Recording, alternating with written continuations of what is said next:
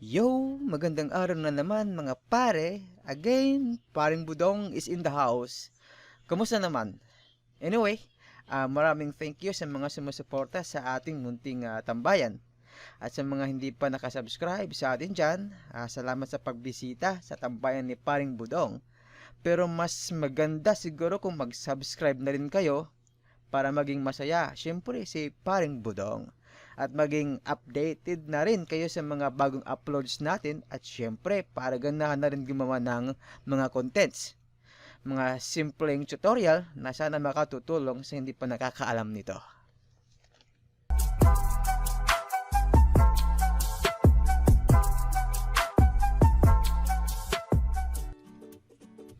Ngayon po ang ating simpleng tutorial ay tungkol po sa pag-update ng ating Windows 10 browser like Google Chrome or Microsoft Edge or like Mozilla Firefox.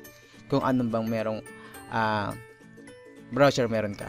So unahin po natin ngayon itong ating Google Chrome. Open lang po natin yan.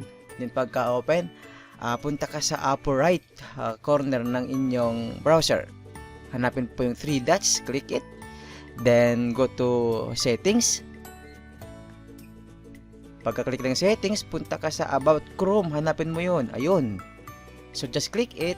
Matik pong mag-a-update po ang inyong browser. So, sa akin po ngayon, updated na po siya. Okay? Lipat po tayo sa ibang browser. Next, we have the Microsoft Edge. Ayan. So, click po natin yan. Hanggang sa mag-open po siya like Google Chrome. Sa upper right corner nito, hanapin po natin yung 3 dots. Just click the 3 dots, then go to settings. After pumunta ng settings, hanapin din po natin si About Microsoft Edge. Ayun, Edge. Sa baba. Then click. Ayun po.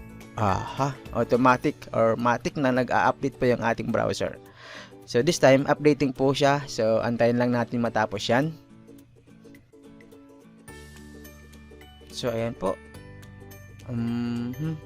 Tapos na po siya. Just click restart to use the browser. Ayan na po, ready na po siya. Updated na po yung ating Microsoft Edge. Yan, up to date na po siya. Next we have isa pang browser, itong Mozilla Firefox. Search po tayo. Search po natin ng isang browser natin. Okay, the Mozilla Firefox. Okay, so gawin po natin, open po natin po siya like sa ibang browser. Then ngayon po ang hanapin po natin ay hindi po sa 3 dots kundi 3 bar line. Halin, punta po tayo sa help. Then about Firefox, same with the Chrome. Pag kinlik, ayun, updated po yung ating Firefox browser. So, ganyan lang po kasimple mag-update po ng ating browser. Okay po. Sana may natutunan po kayo sa susunod pong tutorial ulit. Maraming salamat!